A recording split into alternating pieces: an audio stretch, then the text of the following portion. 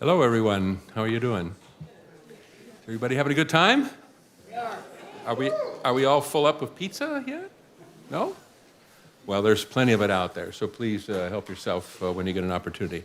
I want to thank you all for being here tonight. I think this is, I won't say it's historic, but I think this is maybe the first time Hermosa Beach has done a town hall type meeting on any subject with the mayor and the chief of police and the interim city manager and everybody here together, and an open door policy for everybody in the city to come and speak to us one-on-one. I think this is going to be a great night.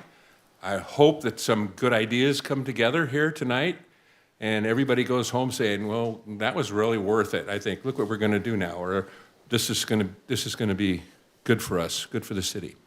So that's what I hope to have happen tonight. And that can't happen unless you people are here. And I want to thank you for all being here. Thank you. Tonight, of course, we have Police Chief Landon Phillips here on my left. Come on, give it up. Interim City Manager Steve Napolitano. I want to thank some of my colleagues who are here. Dean Francois, I think I saw him here a minute ago. Oh, there he is. There, okay. And Mo Wright back there is here. He is our, well, there you go. Thanks, Mo. Mo, do you want to come up here and take over and I'll go do the emergency? No, okay.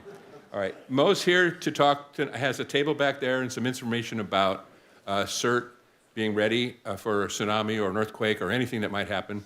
It's important information, and if you please stop by at the table and look into it, if you could, please.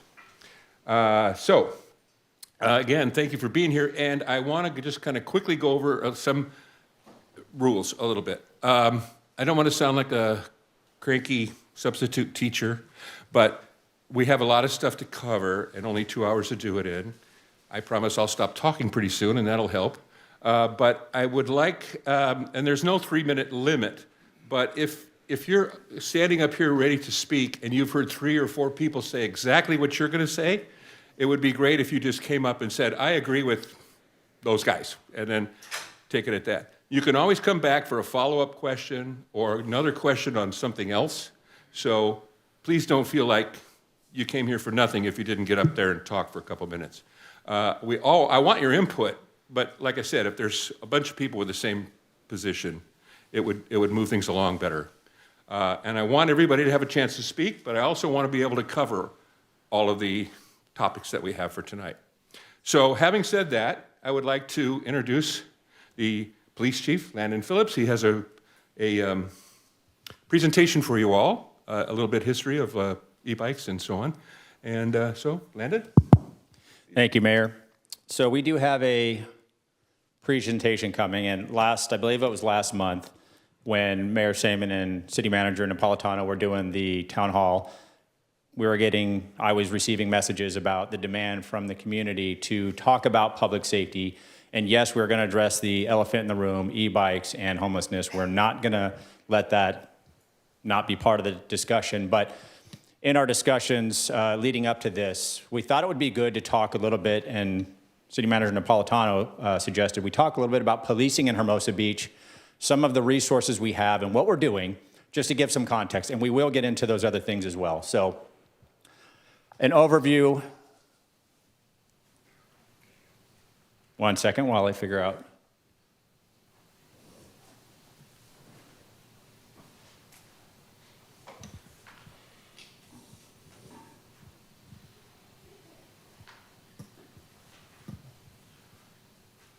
Sorry. All right, so we're going to do just a quick overview. We will get into some statistics and then some specifics about e-bikes, homelessness, and things that we've worked on for the last several years. So this is your police department in a nutshell. It's 67 full-time employees, 38 sworn police officers, 14 community service officers. That includes 2 supervisors, so there's only 12 community service officers citywide that do all of the parking enforcement, animal control, and duties that they are responsible for.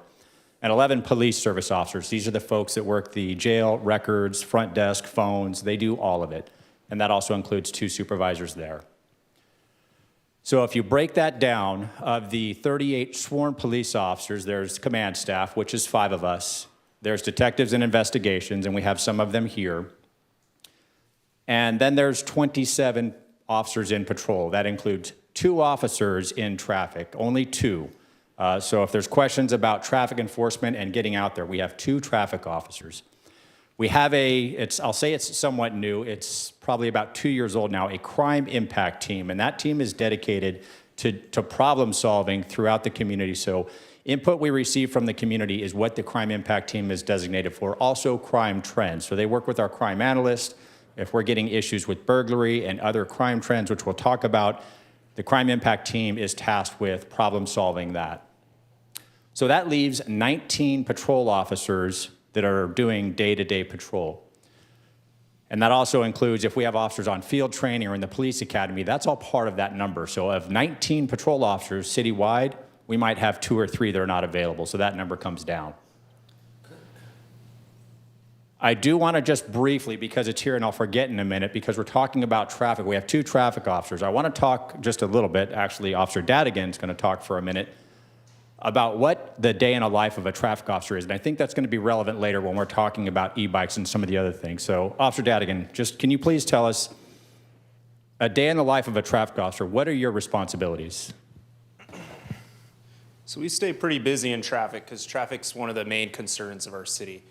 So we do everything from hit and run investigations to traffic collision reports to responding out to community concerns like people who call in and say that people are running the stop sign by their house. We respond to those locations. We go down to the Strand and check for anything illegal down there, including e-bikes. So in the morning, we're looking for speeders on PCH. Then we might get a call for service and go to a traffic accident. Might take us about an hour or 2 to handle that traffic collision and write a report. We also get investigations from the night before. If there was any hit and runs, we have to do follow-up on those to see if we can locate the other party who fled the scene. In the afternoon, if we have time, we can get down to the Strand and look for violations on the Strand and do more traffic enforcement. So we stay pretty busy. It's not just, a lot of people think that we just, in the morning, we go out there and we write tickets for 12 hours, but in reality, we're doing a lot of follow-up investigations, traffic crashes, hit and runs, and other things, so. Thank you, Officer Daddy. And a couple of other things they also work on. If you've seen some of our press releases, we, for 2 years in a row, have had an OTS DUI enforcement grant. This last one was $80,000. So our traffic officers are instrumental in writing those grants, managing those grants. Each grant has certain performance measures that they have to meet. They're also doing all of that in addition to other duties. So going back to our total complement of the department, annually we handle about 25,000 calls for service. Last year, in 2024, we had 25,550 calls for service. Now, this is just some very basic math. This isn't scientific. So if we have 34 officers in the field, that's your 19 police officers and your 12 community service officers, and that also includes traffic and CIT, that boils down to 750 calls for service per officer per year. So that's how many calls each officer handles, and a call for service could be a traffic stop, or it could be a lengthy 4-hour investigation. So here's some crime stats from, this is year to date, so 2025, from January 1 until about 2 weeks ago when we put this together.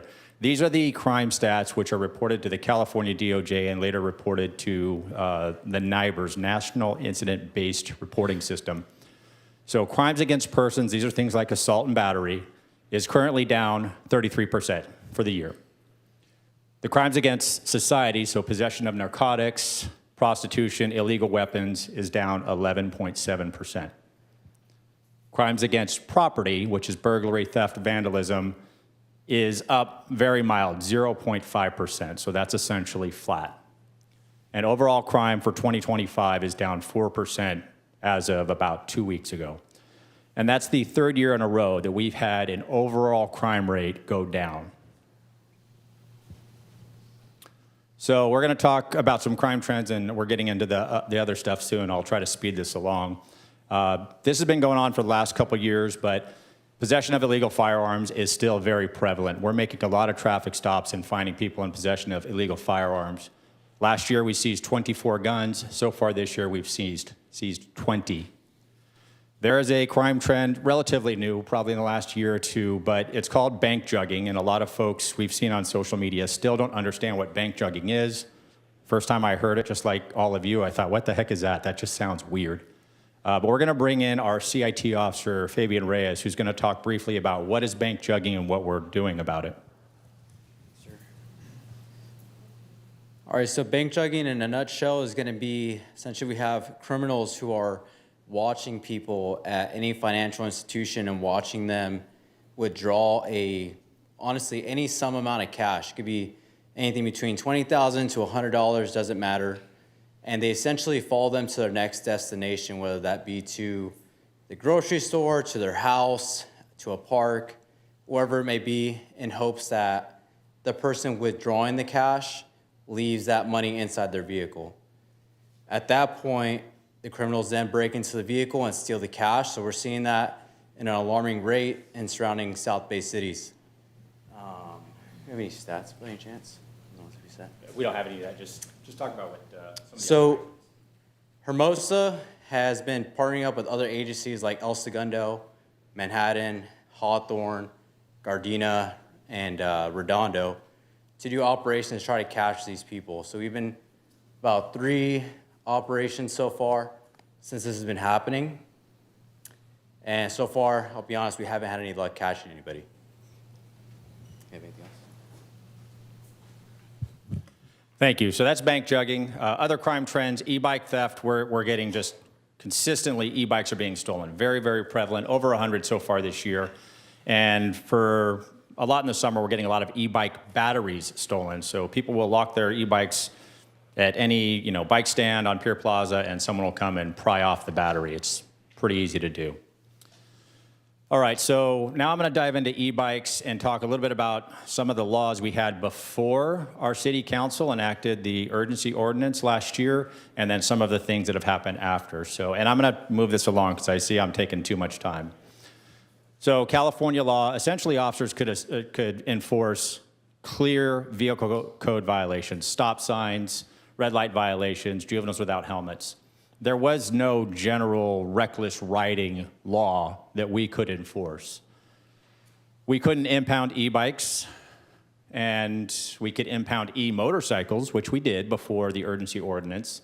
And we were the first agency in the South Bay to coordinate an e-bike task force to look for these type of e-motorcycles, the Suron type bikes, and we were one of the first agencies in South Bay to start impounding the e-motorcycles.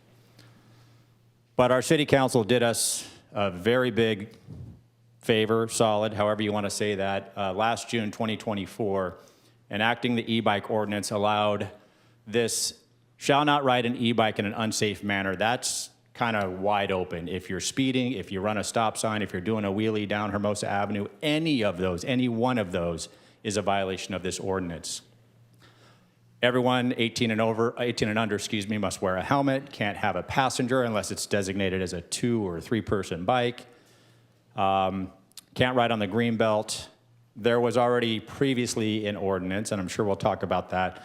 You can't ride an e-bike on the Strand while it's under power. So if it's an e-bike, but you're using human pedal power, that's okay. If you're using the actual power, that's a violation. And it gave us the authority to impound the e-bikes. And this is an administrative citation. First violation is $500, second is $750, third and subsequent violations are $1,000. And since the urgency ordinance took effect, we have issued 33 citations just for that reckless riding section, just for that alone. Overall, we've issued 40 citations this year. Before and since the urgency ordinance, we've impounded 25 e-bikes. That includes the e-motorcycles before the urgency ordinance. And this year alone, since the urgency ordinance of last year, we've impounded 19 e-bikes, whether they're e-motorcycles or not. So some of the things we've also done is we've collaborated with the Hermosa Beach City School District. We did a public safety video. We assisted, although this was really the school district, did the Be Safe, Be Smart campaign. We've done bike rodeos. And our Hermosa Beach City School District was recently awarded a Golden Bell Award for an e-bike safety certification.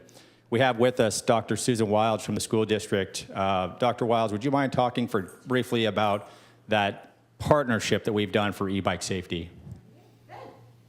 Hi, everybody. My name is Dr. Susan Wilds. I'm the superintendent. I'll start off. E-bikes are the bane of my existence. So just let me put that out there. Anytime you're at Hermosa Valley, you can see anywhere between 100 and 150 parked right outside in our bike cage. So the Be Safe, Be Smart campaign actually came from our board members who were, back in 2020-21, started really examining the fact that this was rapidly becoming what we call a public health crisis for our students. And so we worked with the Beach Cities Health District to start thinking about how can we educate the community, how can we educate our students with this, guys, don't be dumb. You gotta be smart, you've gotta think differently, and parents have to parent differently with these e-bikes. So we spent a full year educating students, doing assemblies. Thank you to the police department for coming in, attempting the Scared Straight program with some of our kids. And then a couple things happened.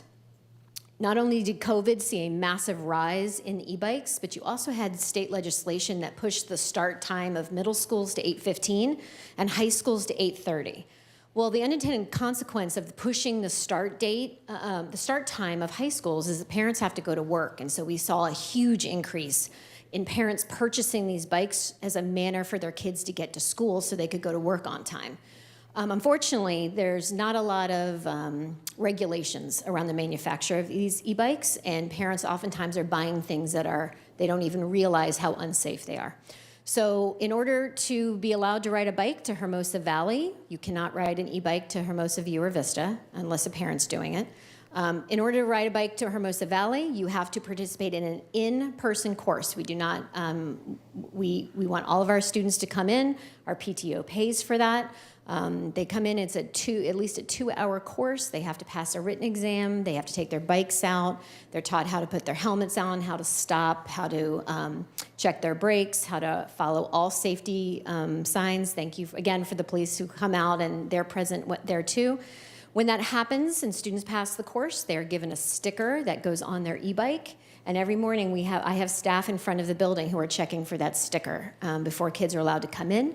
If they do not have the sticker, that bike is impounded in either my or Ms. Bledsoe's office, and parents have to come pick it up. No one rides a bike unless they are certified. Now, if we catch them misbehaving, riding in an unsafe manner, we will also confiscate their bikes, and they can enter into the next step, which is a diversion program. And so we want to really thank the Beach Cities Health District for their work in helping us put together a diversion program. Unfortunately, our control ends at the city streets, so that's when we turn them over to you. But we're trying our very best to really teach the kids, model, and reinforce safe riding practices.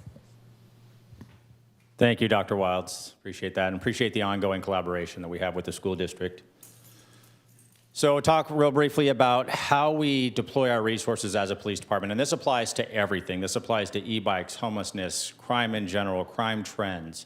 But I am going to talk just a little bit about traffic. So we're always evaluating our resources. We have in the room Captain Erica Halen and Captain Joe Polstra, who's also over there. There are two captains in charge of our two divisions.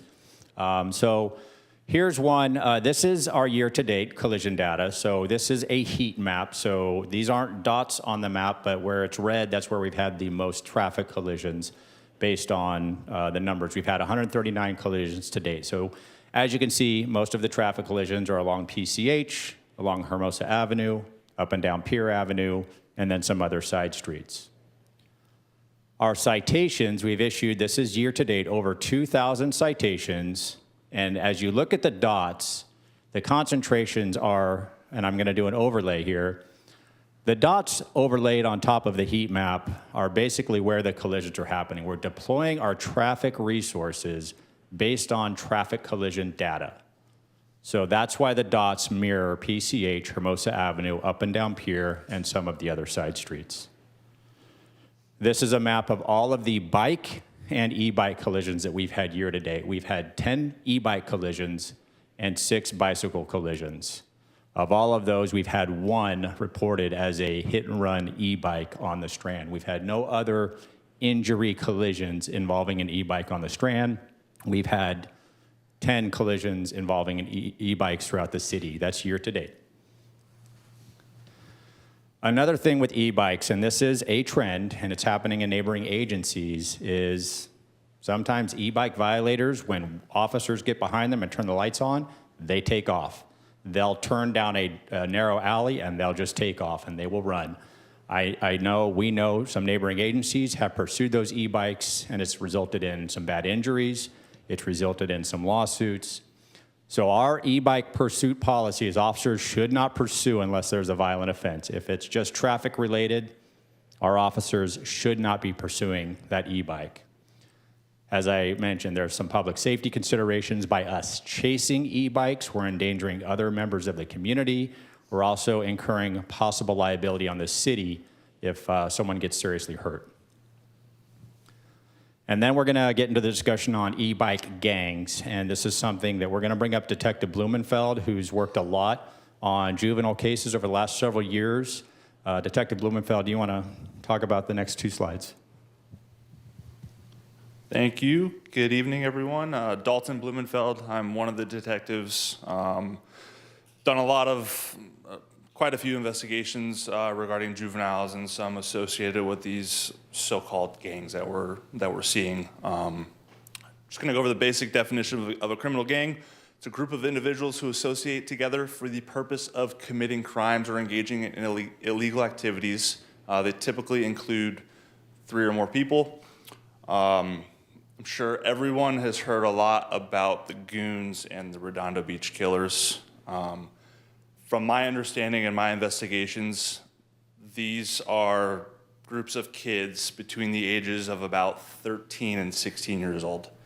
Come together, they ride their bikes together, and they're basically go to put fear in people, right, and do annoying things. I've had cases where juveniles, and again, I'm not sure if these juveniles are part of these gangs, but they are committing crimes. And our goal, my goal, is to hold them accountable, right? Whether that be criminal charges against them, getting restitution to our victim, whether damage to a property, loss of property. These, back to the gangs, they're not established gangs. They're not identified by the Department of Justice. If you go on the Department of Justice, it'll tell you all about gangs and how many are in the country and who they are. I've seen activity highest in the previous years. This year, I have not heard a lot about them or of them, but 2023 and 2024 was when they were at their highest. They are, let's see, notable cases in resolution. Like I said before, our goal is to hold them accountable. Get the parents involved.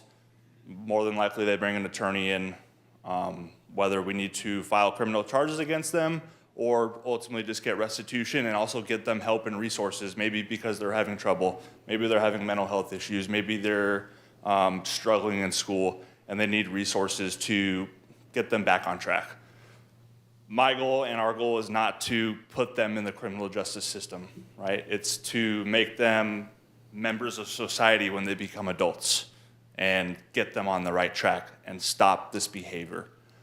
One of those things is called juvenile diversion. It's with Los Angeles County. It's called CHAMP. The district attorney will look at a case and determine whether, based on the severity of that case, whether criminal charges are advisable or send them through diversion to where they can get the help that I just discussed and get them on the right path, whether that be counseling, community service, and again, just holding them accountable for what they did. Thank you, Detective Blumenfeld. All right, so sticking with e-bikes, and we'll get into homeless in just a second. So we've heard a lot of these ideas from the community. So here's a few things I'm sure that's on people's minds this evening. Well, can we make a license requirement for e-bikes? There's a challenge with that, and that is, even if there is a license requirement to ride an e-bike, that does not give law enforcement the authority to stop someone to check for a license. Just like in your car, I cannot stop a vehicle and ask the driver, do you have a valid driver's license? There needs to be a violation. There needs to be a probable cause stop before I can check for that. So that's a challenge with that idea. And then it's just a thing, who is going to produce these licenses? Who's going to review adults, juveniles, whoever? How are they going to produce these licenses? It's a big administrative lift. We've heard ideas about e-bike registration. Well, can you just make it so every e-bike requires a registration by the city? Well, there's some challenges there as well. If someone lives in Redondo Beach and they want to ride from Redondo to Marina del Rey and back, well, they're legal in Redondo Beach, they're legal in Manhattan and other cities, but in the 1 square mile that they ride through Hermosa Beach, they're illegal. So there's some challenges if we're creating any type of registration. And again, that's going to be a question on who produces all of that registration, who processes that registration. And these are just some ideas that we've heard floated. So some potential solutions, and we do want to hear from all of you. So we're going to wrap up this presentation shortly. Continued enforcement. We have been enforcing e-bikes. We will continue to enforce e-bikes. We've done several traffic operations in the last several weeks. 2 weeks ago, we did an operation where officers issued 33 citations to these types of violations in one day. They did one Tuesday, just this last Tuesday, and issued 40 citations to similar violations. There's discussion on legislation and local ordinance. The urgency ordinance from last June is one example. The city will continue to look at that and see how we can address this further. There's contract services. So there's a possibility. We're exploring a possibility right now, and I've discussed this with Mayor Saemann and City Manager Napolitano about bringing in a contract code enforcement, something in addition to the current city resources, just specifically to look at fill in the blank, wherever that issue might be. It might be a stop sign area, it might be in the parks, it might be on the beach, or it might be on the Strand. It was mentioned by Dr. Wilds, the Beach Cities Health District is working on a bicycle e-bike diversion program similar to the diversion for criminal offenses. If a juvenile receives a citation for a violation on an e-bike, they can pay the fine, $500, not cheap, or they can go do this safety training class and get that fine dismissed. It's a diversion program that Beach Cities Health District is working on. And the last one, this is not a new concept. This has been around for years. Crime prevention through environmental design. And I think one of the questions that was sent in asked about some of the barricades on the Strand that require everyone to go onto one side for a minute and then go back to the other side. That's a version of crime prevention through environmental design. If you design the environment to make it to where people on e-bikes can't do wheelies down the Strand or down Hermosa Avenue, that might mitigate it, in addition to enforcement and all of the other stuff. So we're always exploring these ideas. If any of you have great ideas on some other things we can do on the Strand without interrupting pedestrians, we're all ears. All right, and I'm going to change gears and talk a little bit about homeless. I know we're running out of time, Mayor. So a couple of things that the city's currently working on and have been for years. So the city does collaborate with the LA County Department of Mental Health. We also partner with the city of Redondo Beach on the Homeless Initiative Court. That is still ongoing. That's been going for a few years. So if a homeless individual receives 5, 10 citations for different nuisance violations, they probably can't pay the fines. Those fines are going to go to a warrant, and they might be arrested for those violations. But what does that do? That doesn't change the behavior. So that's what the Homeless Initiative Court does. It takes all of those citations, consolidates them, and basically tells the person, well, you can go to jail for a little while, or you can go to a substance abuse and career development and work program to get you off the street and into housing. It incentivizes getting them into housing versus criminal methods. We continue to work with the Beach Cities Mental Health Evaluation Team. That's part of DMH. That is a co-response model where a employee of LA County Department of Mental Health rides with a police officer. There's 2 clinicians that operate 4 cities, 4 days a week each, so there's an overlap, but they ride with our officers 1 day a week. And we're also just recently working with the South Bay Council of Governments, South Bay COG, bringing on a homeless outreach team called HERO, and they've just started working with our city in the last month. So just recently, our city council passed the anti-camping ordinance, and I'm not going to get into all of the grants pass and other case decisions from the U.S. Supreme Court, but because of the grants pass decision, it allowed the city council to authorize the anti-camping ordinance. Essentially, camping is prohibited anywhere in the city of Hermosa Beach, on the beach, in a park, in a car. If you are camping, and credit to the city attorney who wrote it, it basically, it's blanket. You cannot camp in a public place in the city of Hermosa Beach. Since that was approved by our city council, we've issued 16 citations. We have made 4 arrests, and I'm gonna wrap this up. On the screen, you see CR, BR, and MR. And what those mean are cite and release, book and release, magistrate review. So a cite and release violation is your typical, I'm gonna write you a ticket, I'm gonna give you your copy, and I'm gonna let you go. That's a cite and release. A book and release, a good example is someone in possession of illegal narcotics. I can arrest them, physically handcuff them, take them to jail, book them in, have them sign a citation, a promise to appear in court, and then let them go, book and release. The last one is magistrate review, where we will hold them in custody until they go and see a judge, until they go to court. That might be the next day, it might be a few days later. A challenge with the anti-camping ordinance is we can enforce, we can write citations, and if there's enough violations that add up, enough citations that make it a misdemeanor, I can arrest them and I can bring them to the station. We have not seen, and I don't know of a scenario where we can hold them. I don't know of any judge or magistrate that's going to allow us to hold them. So we're trying to find the balance of how we use enforcement to incentivize getting people off the street and into temporary and long-term housing. So that is a challenge. Some other solutions we've talked about, collaboration with homeless outreach teams, that's what HB Heroes is.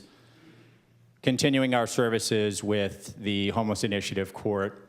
And lastly, there's, I'll say, a relatively new community group, HB Safe, which is working with the city and other departments to find ways to educate residents, business owners, educate the community on sometimes the best intentions is to help the folks and give them handouts and give them things. Well, what they're doing is not incentivizing them getting off the street. And we have here Commissioner Elka Warner and Kara Knight, who are kind of the leads with the HB Safe program. Do you want to talk just briefly about HB Safe and what you're working on? My name is Elka. I grew up here, raised my daughter here. My mom lives next door. And some of you may know I ran for city council and knocked on a lot of doors, spoke to a lot of people. And the homeless issue was a big concern for everyone. And instead of just complaining about it, we decided to do something. We launched HB Safe. That's an acronym for Safe Alternatives for Everyone. And what we're trying to do is provide outreach to the unhoused in the community, to do family or friend reunification. And we also want to help the HERO team during the off hours, because they don't work on the weekends, they don't work at night. And here's an example. Just this morning at 7:30, I got a text and someone said, there's someone sleeping right up against the wall on the Strand, and you should go check it out. So I went down there to make sure he was still there, called the HEROES team, and deployed them to come out. And we no longer have an HB Cares team, so we're trying to kind of supplement them. We have the support of the police department. We're very thankful for them, but we'd like the support of the entire community so we can provide compassionate care for the unhoused and keep everyone safe. Because people were really scared when I talked to them, particularly women, to go downtown, and they were just being kind of bothered by very aggressive unhoused people. And it's unfortunate that that's happening. And we have resources, so we want to apply those. If anybody is interested in helping or getting more information or being at our public forums, we're hbsafe365@gmail.com. Thank you. Thank you, Elka. All right, so that's going to wrap up the presentation. We really do want to hear from you, and we don't want to take any more time. We will close at least the presentation by letting everyone know that we are in the process right now of relaunching our Neighborhood Watch, reestablishing that, and really we're hoping this is community-led. So we want this to be community-led. It's not something that the police department or city staff should be directing and setting up every meeting and doing all of that. So we're going to be reaching out to the community in the coming months as we start reestablishing that. We're happy to get that back up and running. It kind of became defunct here. So, Mayor, I'll pass it back to you. Thank you all for the time, and we'll be answering all your questions as well. Thank you, Chief.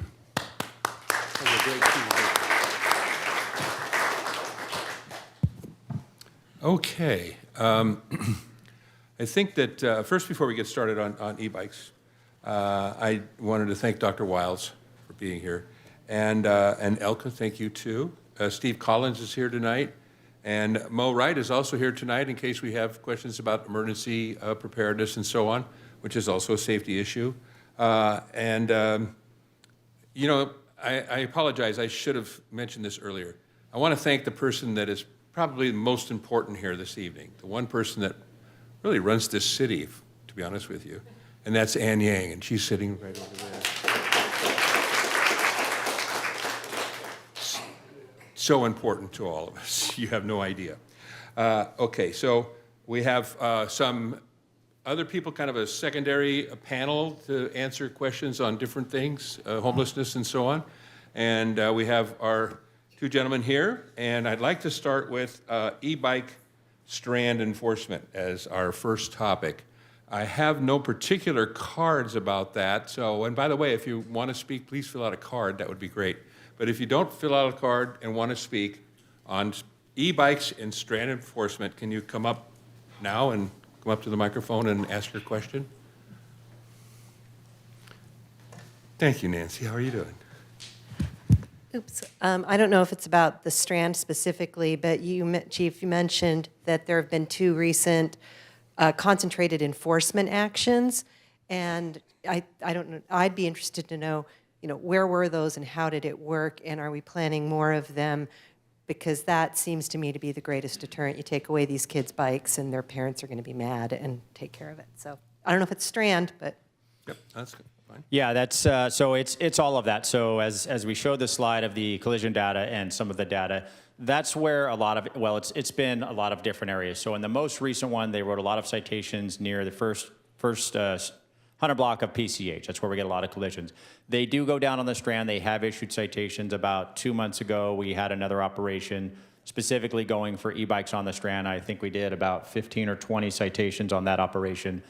They're going to be continuous and ongoing. They're not necessarily going to be twice a month, but they will be continuous and ongoing, and they will move around the city based on the data and based on the information we receive from the community.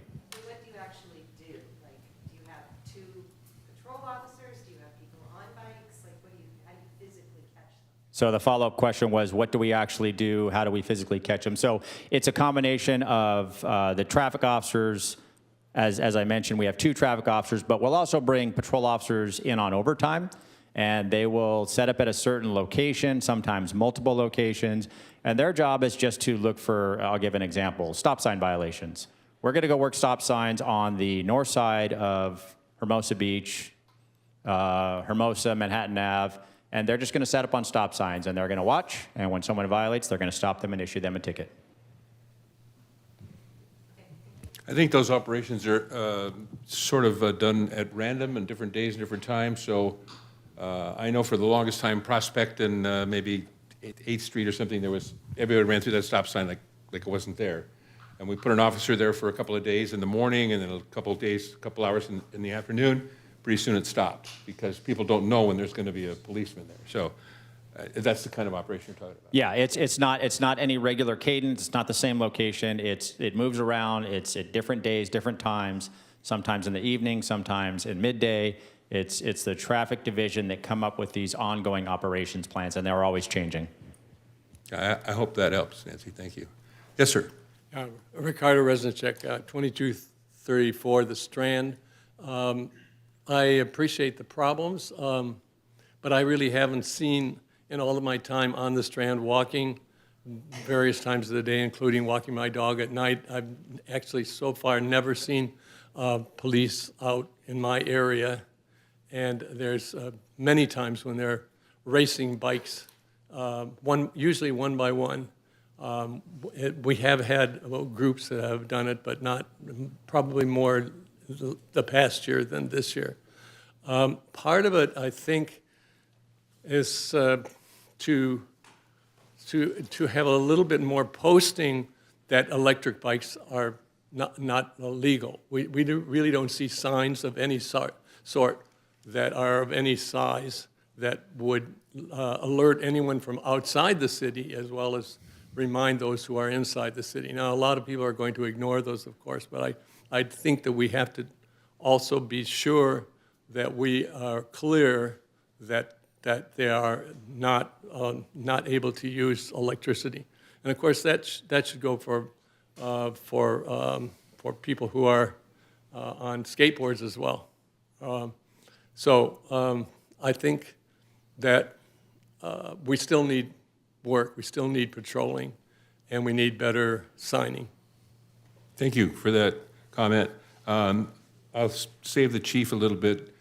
Over my 3 years on city council, I used to come to Chief LeBaron, our previous police chief, every few weeks with another idea about how to fix the problem on the Strand. Well, Chief, why can't we put a guy with a radar gun and then another cop a few blocks away and we can catch these guys speeding? And he goes, think about it for a moment.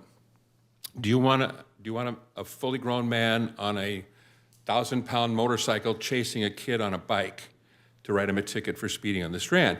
Oh, of course not. That's a liability nightmare. It probably won't work. And as Chief said earlier, we'd be subject to so many different lawsuits and problems. It's just not a viable solution. I suggested not so long ago, how about 2 cops on bicycles or on e-bikes? So that it's not the motorcycle and it's not that dangerous, and they could weave in and out of traffic, kind of like the cops do on the freeway. You never know when all of a sudden the lights are on behind you, and then they pull you over and you get a ticket. Well, that might work too, but there's problems there too. Liabilities with that also. The equipment that goes on that bike, it can't just be an e-bike and then a guy with a white shirt and a badge. It has to be a certain amount of lights and the siren, and it's very expensive. There's a lot of training to be involved with that, and it's just not a viable solution. So one thing that Chief mentioned this evening is the contract enforcement. This is not by any means a done deal, but it is a possibility that we could hire contract officers, code enforcement officers. They could be on foot, they could be on the Strand, or on the plaza, or working a corner somewhere like Pure Avenue and Valley, which I see every day, somebody on an e-bike zipping through the stop sign, not even slow down. So we could put a couple of officers there. Now here's all the good news about that. If we were to do that, the liability would drop drastically because they're not on a motorcycle or a car, they're on foot.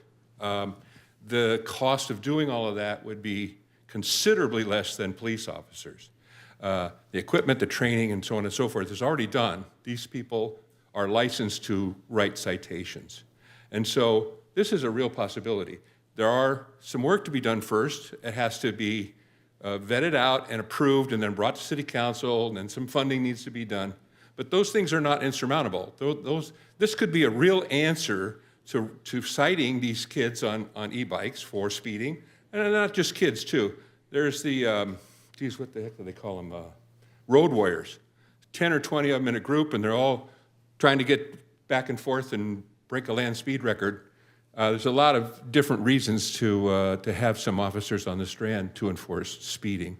It could also be where this barricade that I wanted to mention the barricade at Noble Park. Kids on e-bikes, it seems like it's kind of fun to go zip around the barricades and never get off your bike and never stop and never walk. But if there's two officers standing there and they go, wait, come here, and they get a ticket for it, it won't be long before they stop doing that.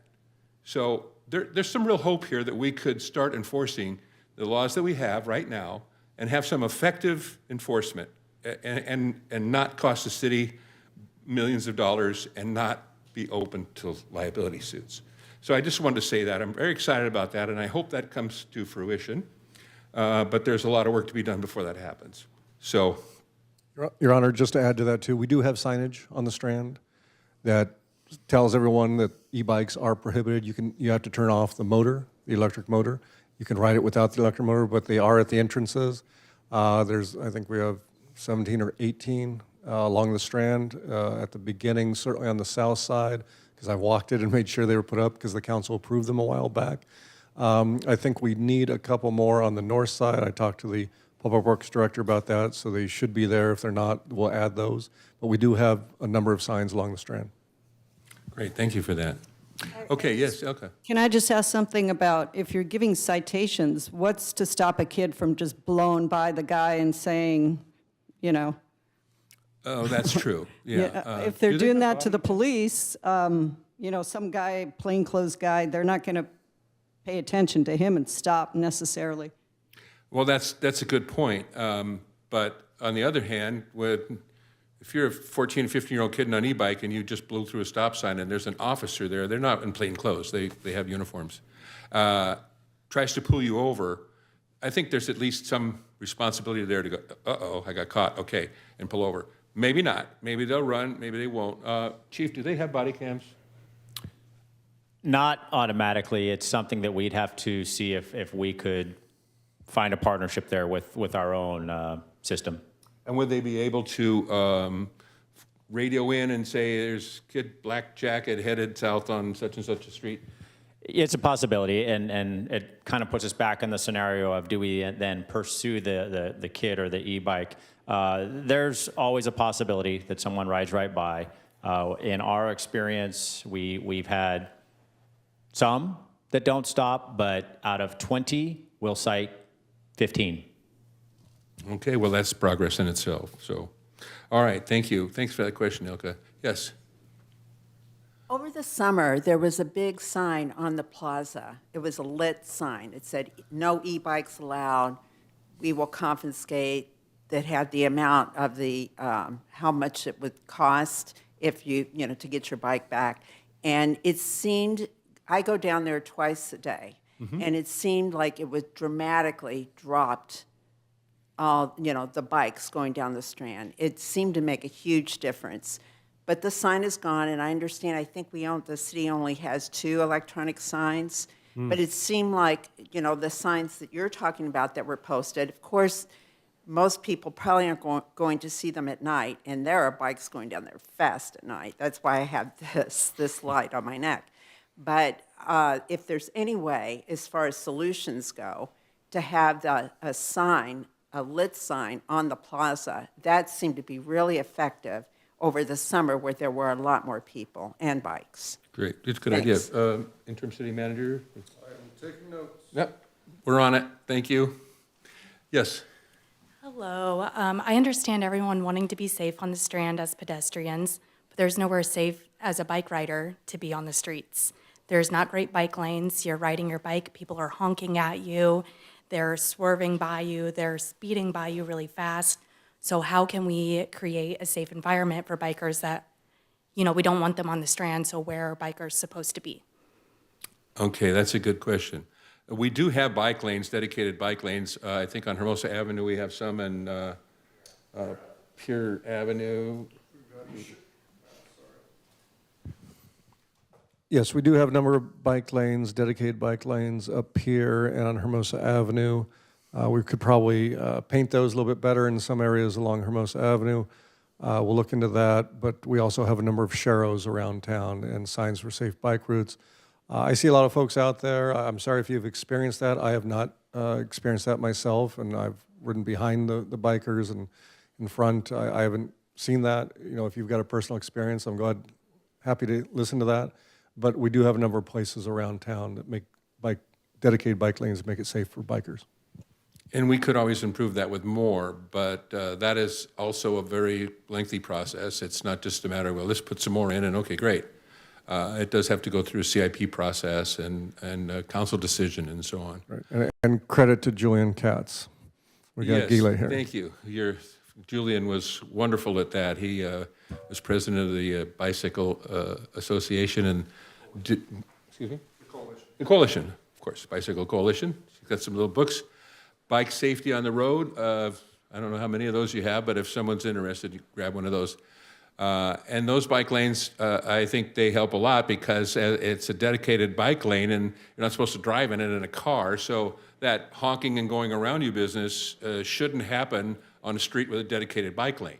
So now on Upper Pier Avenue, well, there are bike lanes for a block or two, but it doesn't go all the way up to the top and it never goes all the way to the bottom. So I'm not really sure how that helps anything.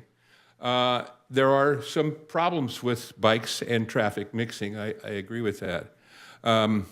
But, you know, we just have to keep trying to put bike lanes where we can, mark the sharrows better, and maybe try and educate the drivers that, you know, we all need the road together, and they shouldn't be speeding around either. So I appreciate your comment. Thank you.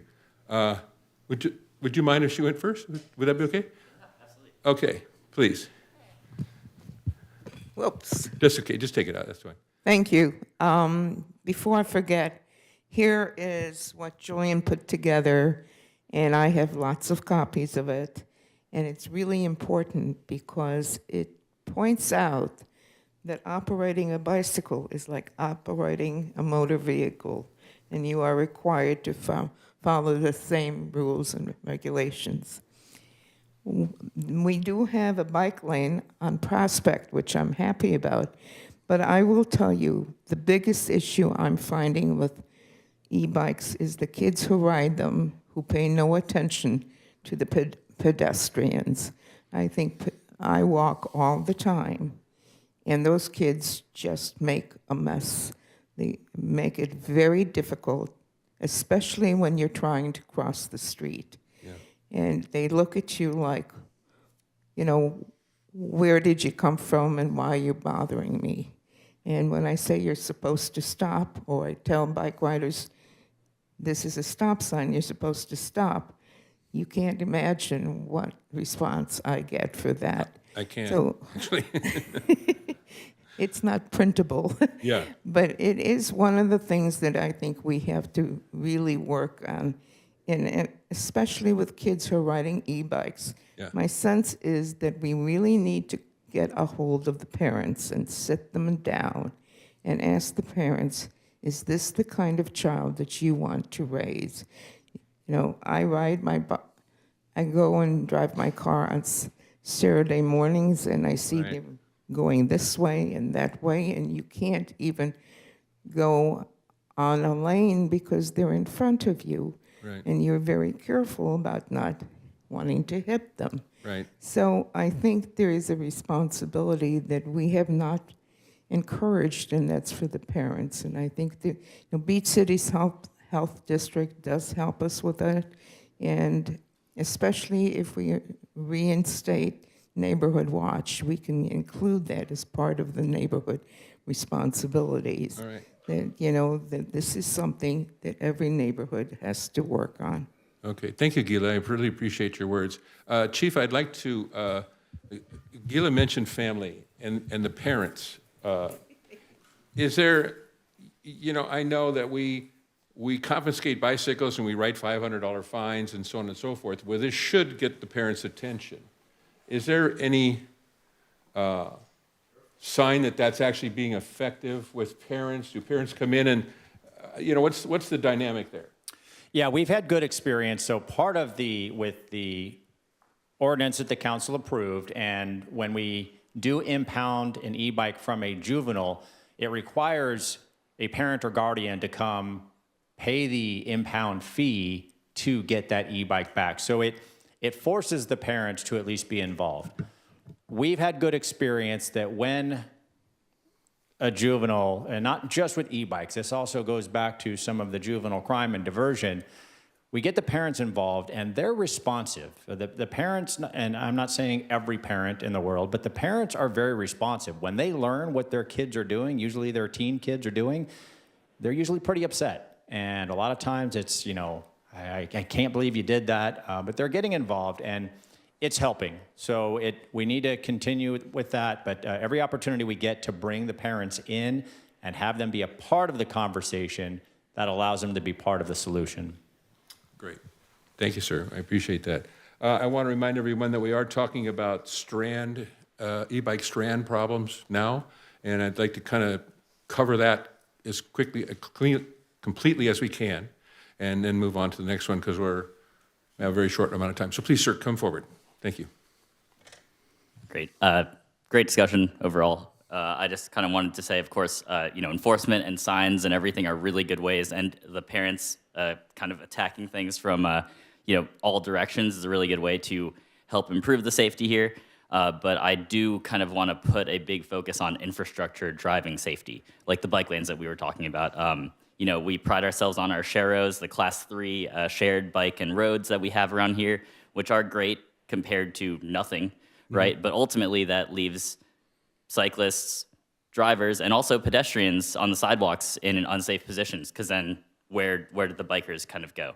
The dedicated bike lanes, like the Class 2 painted ones that we have, are a step above the Class 3 SHAROs that we have. Okay.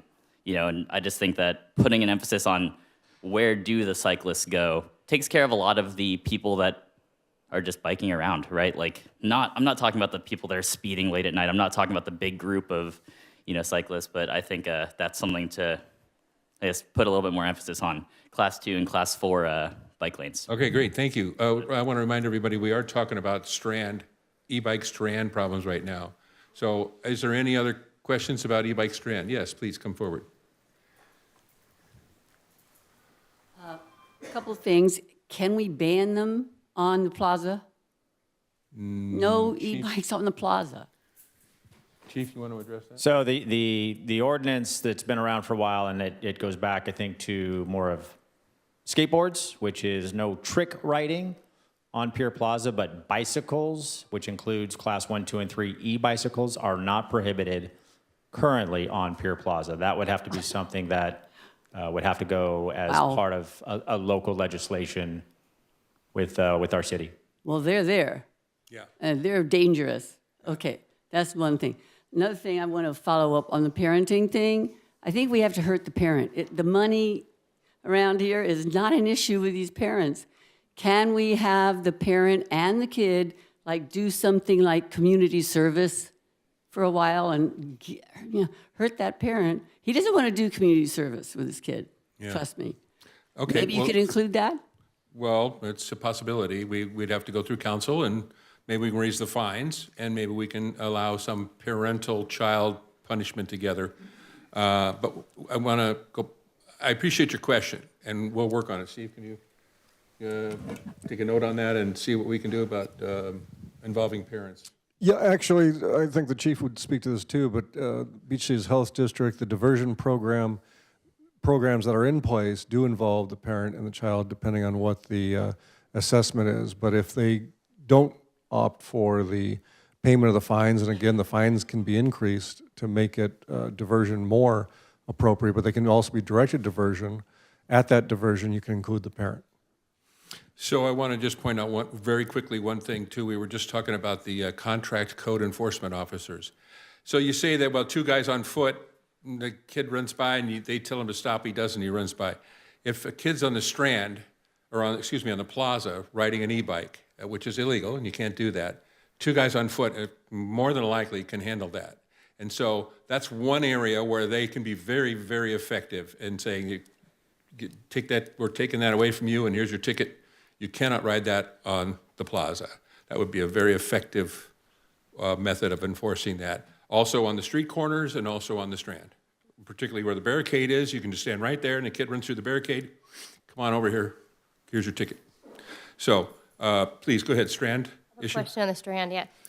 Is there a way with the contact officers or third party, can they videotape them and then publicly shame them in a way? I mean, is that legal? I mean, say that again? Can they videotape, like if we get these officers, is there a way to videotape and then send that, publicly show those videos so the parents can see? Yeah, we would have privacy issues with displaying videos of juveniles. Be a problem. However, that video could be shown to the kid's parents who say, oh, my little son would never do that. Here he is, and he's doing wheelies in somebody's face on the plaza. And maybe that might be an effective way of handling it also. So I appreciate it. Yes? Sorry, just one quick thing I wanted to mention. I was on a walk street, and there was a couple with e-bikes walking towards the Strand. And I was very nice about it. I said, I just want you to know they're not legal on the Strand, and you could get a ticket. And they said, oh, no, no, no. The police only ticket once a month down there. And I thought, I don't think there's a law that only applies once a month. Yeah. So, and then I let it go. But I did talk to a traffic person. The next day I saw them, giving a ticket out, and I said, I just wanted to tell you what happened. And he said, yeah, there's not enough of us to take care of it. Well, once so again, this is a reputation, I think, right. that you should Well, and be aware of. it's an earned reputation, honestly, because the chief has mentioned several times, we don't have enough officers to cover burglary and rape and murder, and then still have somebody to write tickets on the Strand. Right. So again, and I don't want to hang my hat on this every single time, but if these code enforcement officers were a possibility, and we had them out on the Strand, they could write tickets for this and take the heat off the rest of the officers who have other things to do. Thank you so much. I want to keep this on Strand issues, please, and then we're going to go to Zoom. There's a lot of people waiting on Zoom also. So Strand Laura. only. Okay, I'm an e-bike rider, so this is a personal issue for me. And there are more of us residents than there are e-bike riders.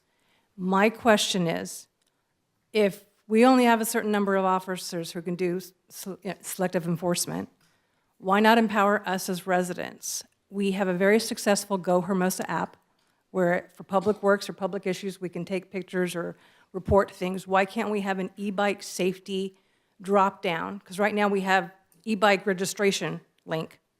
Why don't we have it so that at least residents can feel empowered if they see something, they can say something? I get with the photos, I get with the videos, but we could start tracking things. We could start tracking near misses, collisions. And so at least it would empower us to have actual data because we can't manage what we don't measure. So that's just Good point. Thank you. Yes. Okay. Steve, yes, would you like to address the Strand issue? Thank you. On the Strand. Ladies and gentlemen, this is Steve Collins. He's from Hermosa Cyclery and has been a very active person on Strand bicycles, helped develop a program called geofencing that automatically shuts the motors off of rental bikes while they're on the Strand or the Greenbelt and so on. Steve, please. Thank you, Mayor. I just wanted to point out the significance of the Hermosa Beach Strand.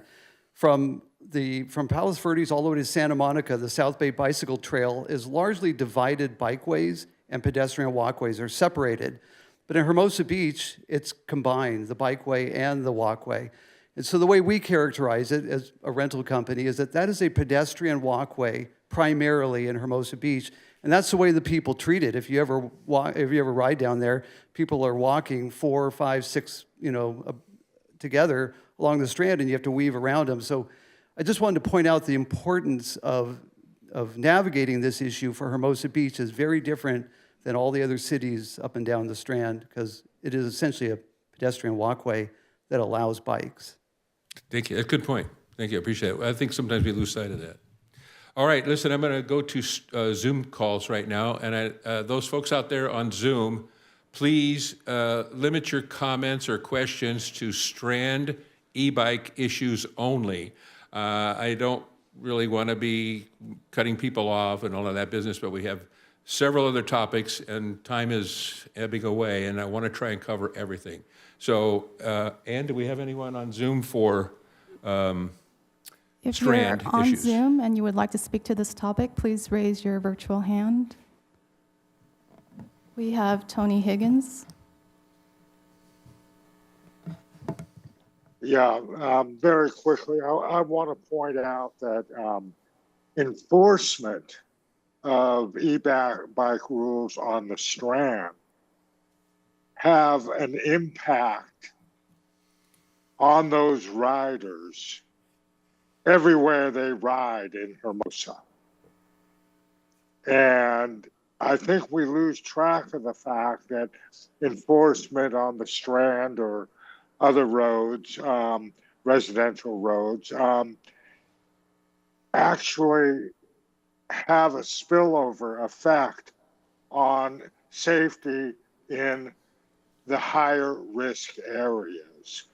So we need more enforcement, not just in high risk areas, but in places like the Strand because of that spillover effect. Thank you. Great, thank you, Tony. Mayor, I don't see any other hands raised. Okay, great, thank you. So I'm going to go ahead and close the topic of e-bike strand enforcement and move on to e-bike citywide enforcement, city streets. Does anyone have any questions on that? Yes, Eric. Thank you, Mayor. Thank you, Chief. City Manager, appreciate you guys for putting this on. I have a couple of questions. I'm really interested in the contract enforcement, proposal that you brought up. I hear a lot in town that we have a fully staffed police department. I'm curious if we could, explain a little bit what that means, because when I hear that we are able to do these really successful targeted enforcement actions, but we're only able to do, 1 or 2 a month, that to me seems like there is some sort of resourcing issue. If in a perfect world, we would be able to do more of these actions and really create a strong sense of deterrence, not just on the Strand, but throughout the city, that seems like it would be desirable, I think, for most folks here. And so when you think about that from a budgeting point of view, I know you have to weigh the police department funding with all of the other priorities in the city. We're in a fiscal deficit, but I think explaining to the residents how much would it actually cost to do more of these targeted enforcement actions? I mean, how many officers are required to do this, or how many man-hours are required to do this? If we hired, say, 1 or 2 more officers, I know that fully equipping an officer can be $200,000. I'm curious from a unit economics point of view, what is the difference between the contract enforcement and actually hiring additional officers in terms of how many of these targeted enforcement actions can we do? And if in a perfect world you had more resources, how would you spend them on this problem? Thank you. I can't resist. I got to jump in first. We are not in a fiscal deficit. There is one projected if we don't address it, but we are addressing it. And I'll turn the rest over to the chief. Thank you for that. Chief, would you like to take that? Yeah, in an ideal world, we'd have more resources, and we do have to find that balance. I don't have an actual number on what the cost for each operation is. Some of these operations is 4 to 6 officers, and they go out for a 6 to 8 hour shift, and they'll move around throughout that 6 to 8 hour shift and visit various intersections, various areas. So it's something that we're doing now. As we mentioned in our presentation, currently we have 2 traffic officers in addition to just traffic enforcement. They have that other long list of duties and responsibilities. So it's just a matter of always, as I also mentioned, looking at how we're deploying our resources. We are currently fully staffed, but I did mention we have some officers who are currently in training. Once they're off training, we are going to look at, the command staff's going to look at where that next officer who's off training, are they going to go and replace a patrol officer who can then be a 3rd traffic officer or maybe a 3rd crime impact team officer. So we're always moving the pieces around where they're needed the most. And just to follow up on that, it is a matter of resources, like you said, though, Eric. And we rely on the department heads to come to council and say, we need more of this, we need more of that. At this point, we haven't heard from police that they need additional officers. If they do come forward and say we need additional officers, that's a policy question for the council that they would address in the next budget. And fully staffed basically means we don't have any vacancies. I want to point out something else too, Eric. We touched on it a little bit earlier. If you can imagine the cost of a police officer for 1 hour, okay, the training that he gets, the equipment that he has, there's retirement and workman's comp and so on and so on and so on. It's an enormous amount of money. And these contract officers are just that, they're contract officers. We don't pay any retirement or all of that other business, it's a contract. Just pretty much like you hire a plumber and he takes care of all of that himself and it's X number of dollars. It's incredibly cheaper. I don't have the numbers. We don't really know what they are yet. But if we can get these contract officers on the street, we will be saving the city a lot of money. Just think about the cost of a police officer and then the cost of a guy who comes in and he works 6 or 8 or 7 hours and then he's off. He's no longer an employee. So it's that matter that we can save a lot of money but still have a trained officer who's capable of writing citations on the street. And that's why I say this is really important, and if we can get that done, we can accomplish both. Without hiring another police officer and going through all of those expenses, we can hire people and they could be here the next day, be on the street, and ready to go. Quick follow-up. Quickly, please, yes. What would full saturation of doing these targeted enforcement actions look like? How many would you like to do a month, whether they're sworn officers or contract officers? Well, that I would just throw out if we had with a contract code enforcement, and this is just kind of off the top of the head, it's twice a week,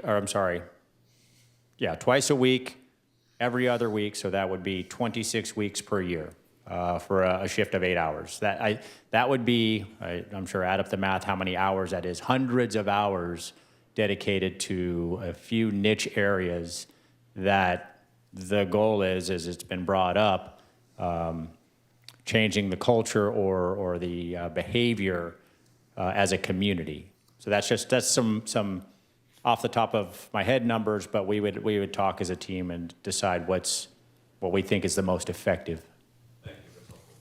Thank you for your question, Eric. I appreciate it. Okay.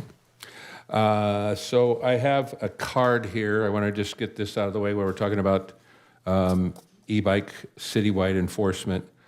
Can there be better implementation of bike lanes and safety for e-bike users on the streets? I think we've kind of already touched on e-bike lanes and so on. I don't know if you have anything else to add to that, or we've already covered that. I think. Yeah, that's an engineering, and we did mention crime prevention through environmental design, but that's also a traffic engineering and roadways, line signs, protective measures. So that would be something that we'd have to work with Public Works in the city. Okay, great. And this is basically the same question about e-bikes and Class 4 protected bike lanes. So we'll move on from that. Any other questions about, yes, sir, please come forward. This is citywide streets. This is for the chief. What's considered an e-motorcycle? So Because an e-motorcycle is something that has to do with the amount of power output it has, the maximum speed, and whether or not it has pedals. So I was looking on the internet, and some of those e-bikes, they have pedals, lights, and everything. They can go 70 miles an hour. Right, that would be beyond the classification of a Class 3 e-bike, so it would not qualify. And something we've seen for some individuals, and mostly teenagers, they have an e-motorcycle, and they put on fake pedals, which don't work. You can buy them with real pedals, headlights, the whole bit. But they're non-functioning. Oh. They don't do anything. They're just there for looks, because to someone who's not trained, like our traffic team, who knows the difference by looking at it, they say, well, it has pedals, therefore it's an e-bike. Not necessarily. Gotcha. And also, I have property that I maintain on 5th Street between Prospect and PCH. And I see kids coming down there. They'll be at Prospect when that light changes. I mean, they must be going 70 miles an hour, shooting down, right through the intersection. And also, if I was warning, also cars come down 5th Street very, very fast. if we could get some sort of, those signs they put there to say, the traffic signs that shows your speed, please slow down, maybe put one there for a couple of weeks just to let people know. Because a lot of people come down Fifth Street because it's one of the few streets that have the lights, Fifth, Eighth, or the ones that go through. Right, at PCH you're talking about? Yeah. Yeah. Is there any possibility that we could get one of those traffic things out there? Or does the city have those? It's a speed feedback sign. I think the message boards that we had, we don't have the speed feedback message boards. The smaller ones that are fixed to a pole, the city can look into acquiring some of those, but They don't have the big ones they put out there. we had some. The one that was a speed feedback because it requires a radar sensor inside the trailer itself. Well, just not necessarily those, just to say slow down. They would type in their speed limit's 25 miles an hour, drive safely or whatever. Yeah, the city can look into getting some of those and basically mounting them on the poles. Okay, thank you. All right, thank you, sir. I appreciate it. All right, a couple quick ones about traffic. This is a card. I'm sorry. Oh, okay, go ahead. I've noticed when you put the police cars out, I don't know if they're decoys or whatever, have you considered that in certain areas? Because I know I slow down when I see a police car, and I'm sure, these e-bike kids. Does that mean you're speeding? No, not speeding, but a little fast. Chief, let's look into that. We would never put out a decoy car. There are real police officers there. They're just sitting way low in the car, so you can't see them. Okay, this is a question. Many complain how young children ride e-bikes. Can schools raise the age of allowed e-bikes on campus? Seems like we are encouraging e-bikes too young. I think that's kind of a self-answering question. Actually, there's nothing that the schools can do. As Dr. Wild said, for Hermosa View and Vista, they're not permitted for any students at those schools. It's only at Valley, and that's our schools in Hermosa Beach, and I'm not excluding Our Lady of Guadalupe. I don't know what their particular rules are, but the law allows kids of any age to ride a bicycle, which includes an e-bike. Okay, then one last one here. It says, how can we hold merchants more responsible? They are performing modifications and upselling the most powerful battery motors without discretion. Steve Collins, are you still here? I'd like to address that. First of all, I think, we have a open market system in Hermosa Beach. It's you sell your products, and if it's legal to sell those products, you sell them on the street. The amount of power in the batteries and stuff, I don't think they really have that much control.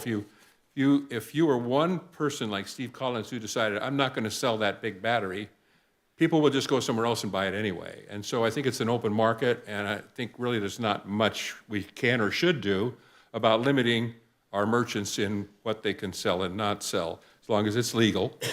And Steve, would you like to make any other comment on that? So I'm not so sure it's the local merchants doing that. Our insurance policy prevents us from selling even Class 3 e-bikes that go 30 miles an hour. The fastest ones we can sell are 20 miles an hour.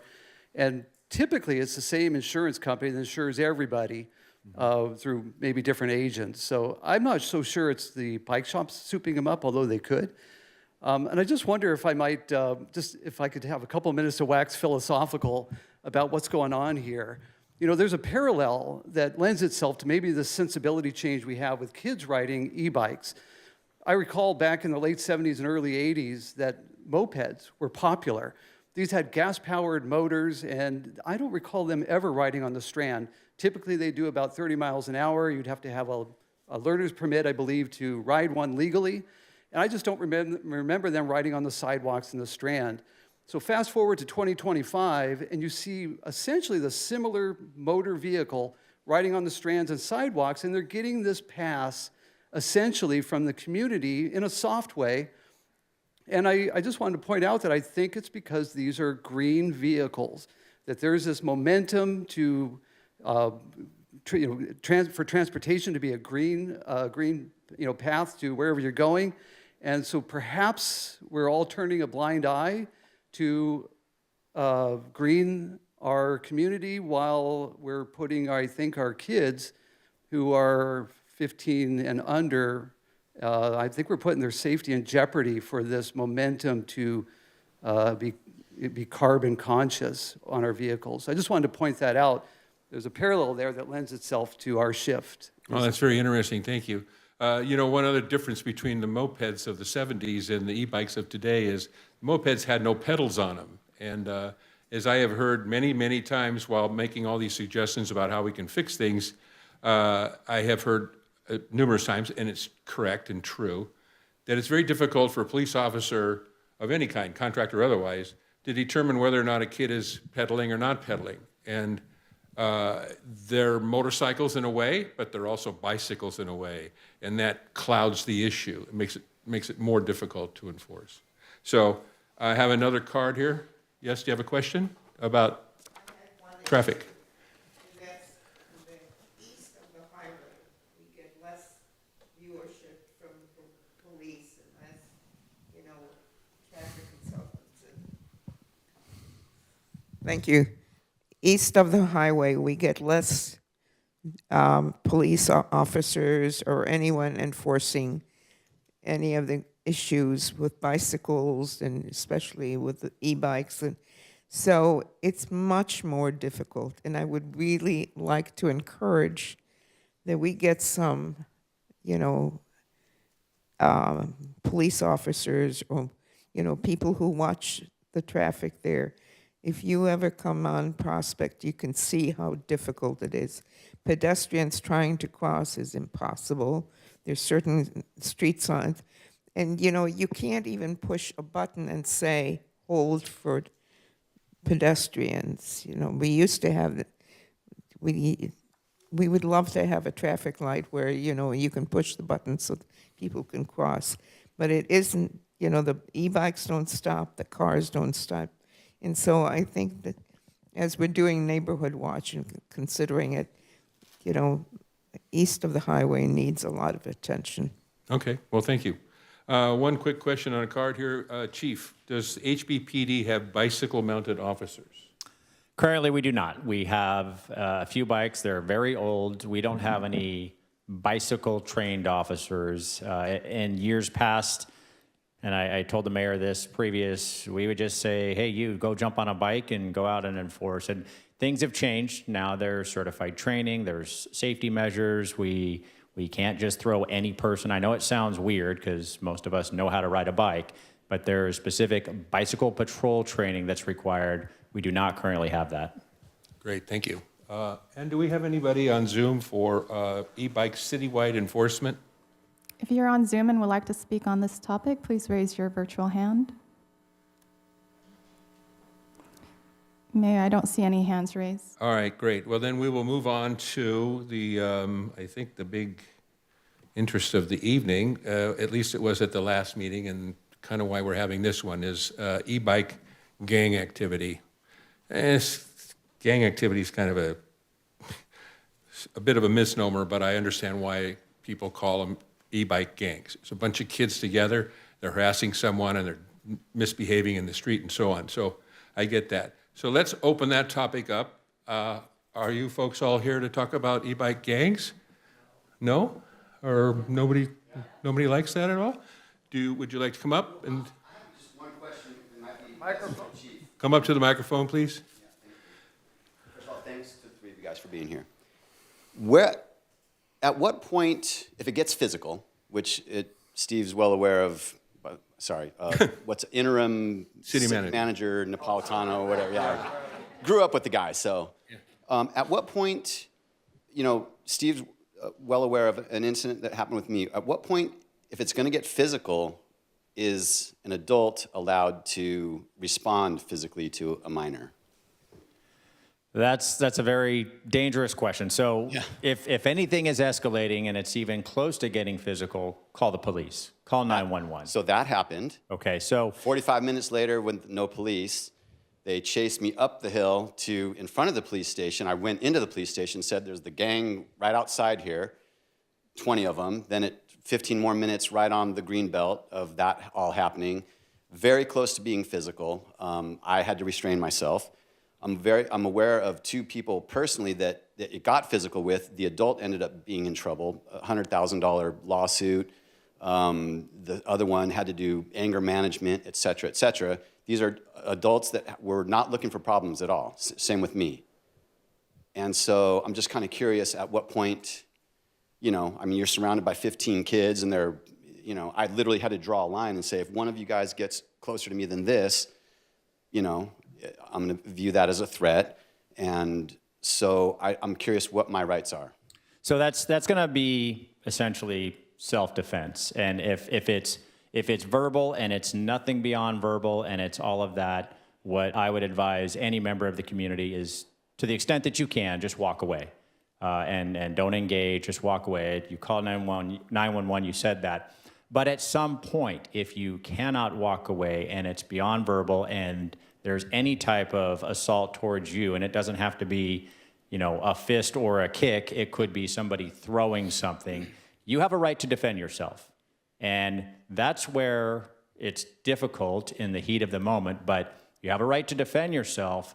But at some point that might turn. If it turns from, okay, I defended myself, I've averted the threat, and I can now go find help, that's one option. But sometimes what does happen is, in the heat of the moment, the person who is defending themselves then continue fighting back, and then it kind of flips into, now the victim becomes a suspect of assault, depending on how it goes. So it's difficult to answer, and every situation is going to be different, but you always have a right to defend yourself. Okay. You have a right to defend yourself physically, and then if you can avert whatever assault is coming your way, and then just try to separate yourself and get help. Because you know these kids are well aware that, I mean, they literally said it to me, like, you can't do, you know, stuff to me. You can't touch me, I'm a minor, you're an adult, blah, blah, blah, blah, blah, you know, F you, the whole Well, thing. again, if they're being verbal, can you just, you know, I'm just gonna slap you because you deserve it? No, that's probably not gonna be okay. If they're attacking you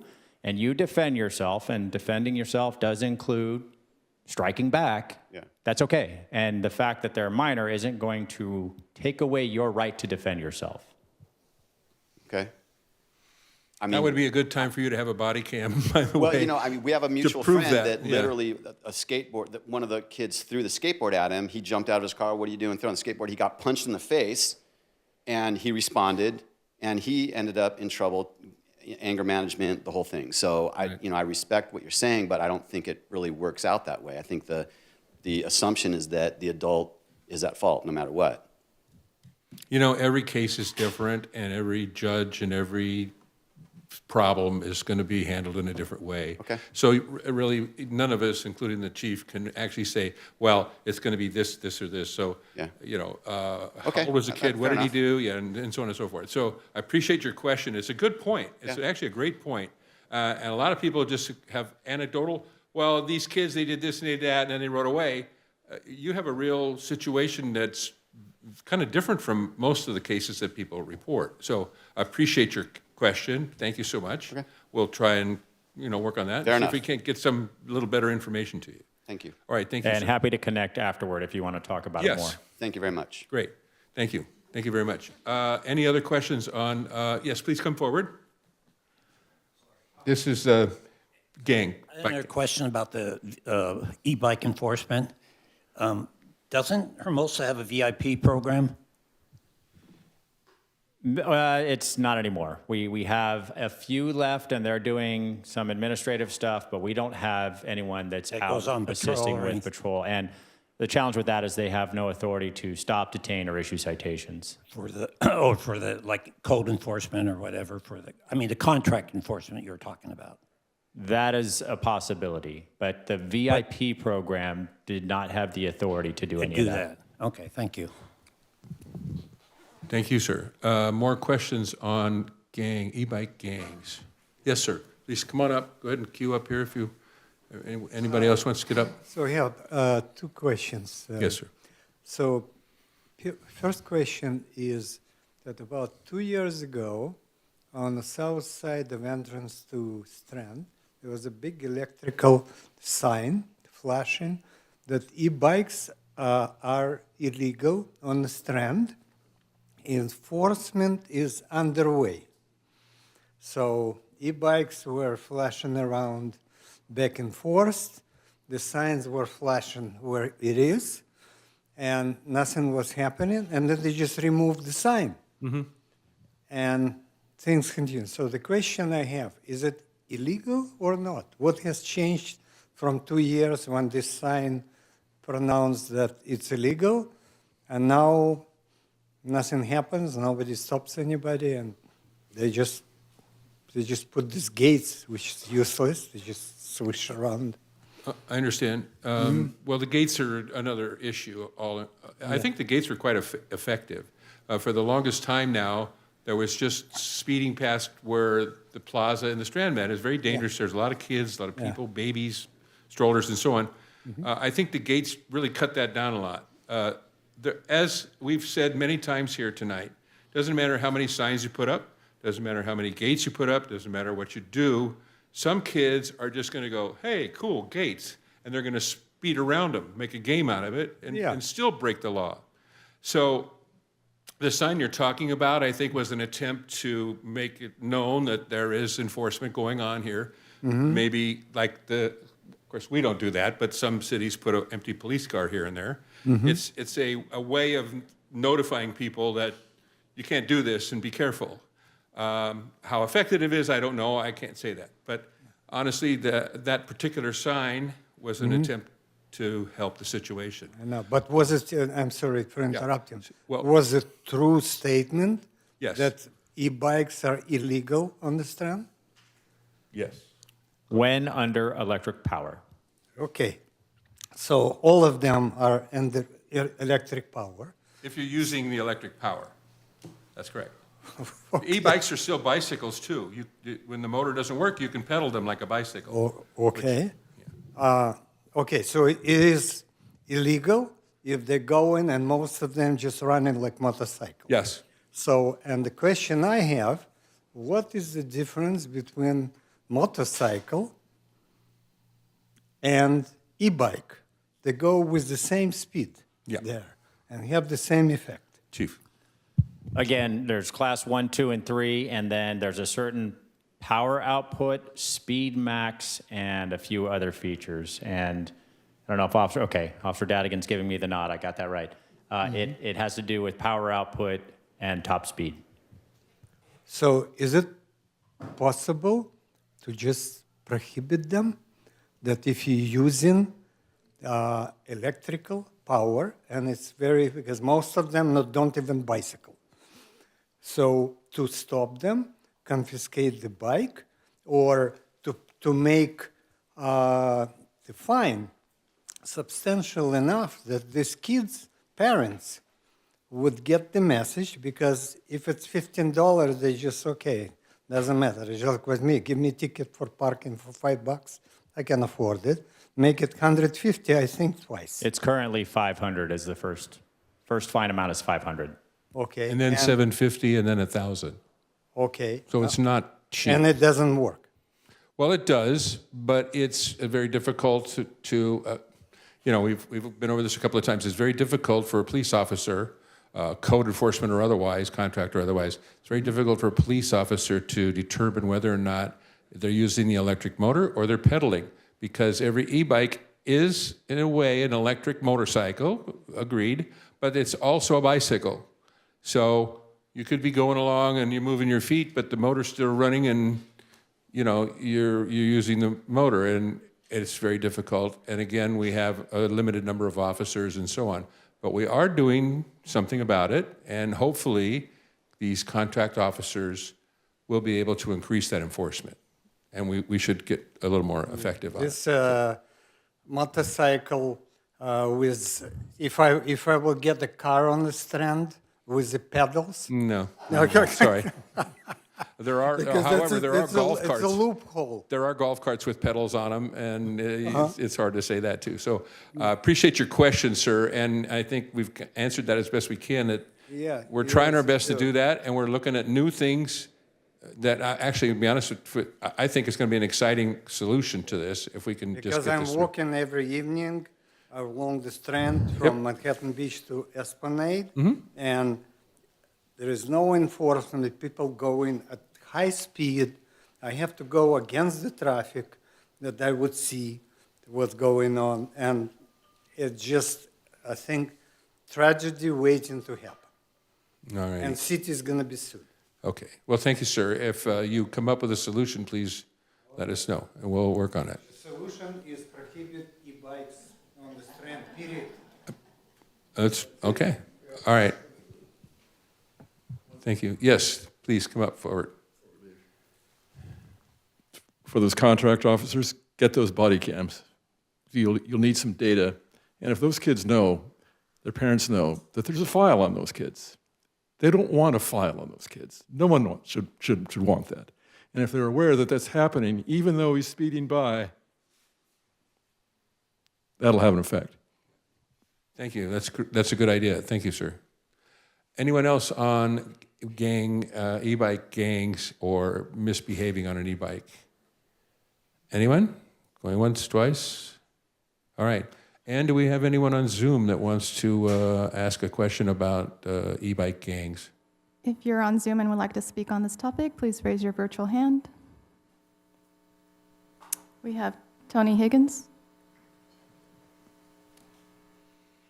Very, very quickly, is the code enforcement option only for e-bikes, or is it for vehicles as well? Thank you.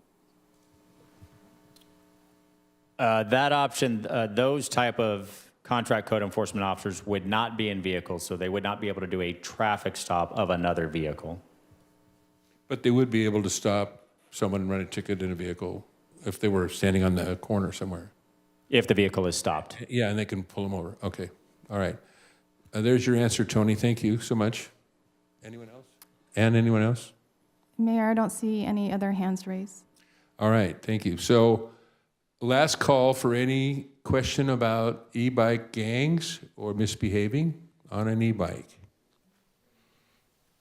All right. Thank you. Well, let's move on then to our fourth topic would be homelessness. Is there anyone here that would like to speak on safety issues regarding the homeless? Yes, sir. There was a big problem with the homeless down at the 7-Eleven in 5th Street. And like I said, yeah. 5th and PCH? Right in the corner there. Yeah, yeah. It's only 7-Eleven in Hermosa. I know where it is. I go by there all the time. Yeah. Yeah, homeless there all the time. But since they've changed the rules, I guess it's diminished a lot. But like I said, I do maintenance on the property there. And there was some homeless guy there again, and I called the police department. The officer came out, and I didn't want to be involved, so I was just watching. And he talked to the guy, and I guess eventually he left. So is that kind of like going away permanently? Because see, I have tenants up there, and we're talking multi-million-dollar homes there, and they don't want to see a bunch of homeless people at the 7-Eleven on 5th Street. So which aspect, so let me just state, being homeless is not a crime. But if somebody sleeping there is camping, and the city has a pretty broad definition of camping, if somebody is camping, that is prohibited by city ordinance. Yeah, I mean, it was pretty bad in the alley about 4 months ago. They were totally camping there. And I sent an email to whoever the manager for the lady for the city, and she seemed to have resolved that. But occasionally they're still camping on the sidewalk. So if they're like sleeping there, is that considered camping? Yeah, that would be considered camping, and we can enforce, and we're going to work with all of our various partners that we discussed. The goal is to get them into housing.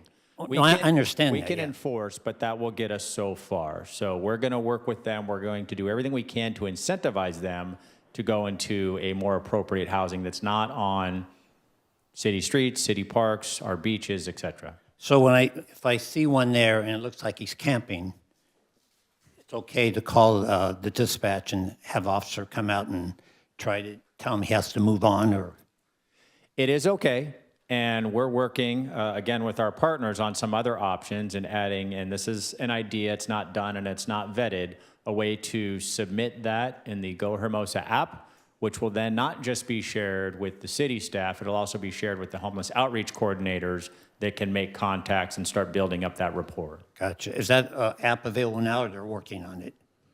The current Go Hermosa app is available, but that feature of it does not yet exist. Gotcha. So Thank you. you can't take a picture of a homeless person sleeping and send it in? You could, but the Go Hermosa app is more for street signs, things that are, Right. you could. Right. There's just not a specific homeless. Yeah, well, when they were in the alley behind the 7-Eleven, I took several pictures and sent it to whoever the lady at the city is that handles that stuff. And Sir, it was just a few months ago that we did the camping ordinance, several months ago. Right. And I was on council at that time, still am. And you should see the ordinance itself. The description is almost a whole page. Gotcha. What is camping? It's any blanket, pillow, cooking facility. It's amazing the envelope of what is included in what is camping. And you can't really lay down for 4 minutes with a blanket and that's camping. So the law is very specific and it's very large. So I encourage you or anyone who has a homeless person that is camping on their property to call the police department and report it. And I think there's a number of citations they get first, and then they're try and leave, ask them to leave, get them to leave. If they don't leave, there's another step we can take to go a little bit farther and a little bit farther, and then finally they could be a writ that they cannot come within 100 feet.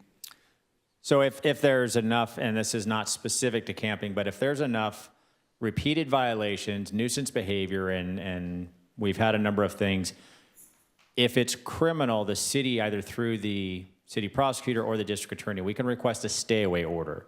And usually that takes quite a bit. It's a moderate to high threshold where a prosecutor will consider asking a judge for a stay-away order. So if it's one individual at the same location repeatedly, eventually the judge may issue a stay-away order. That's a different violation. It's no longer the ordinance. That becomes a violation of a court order.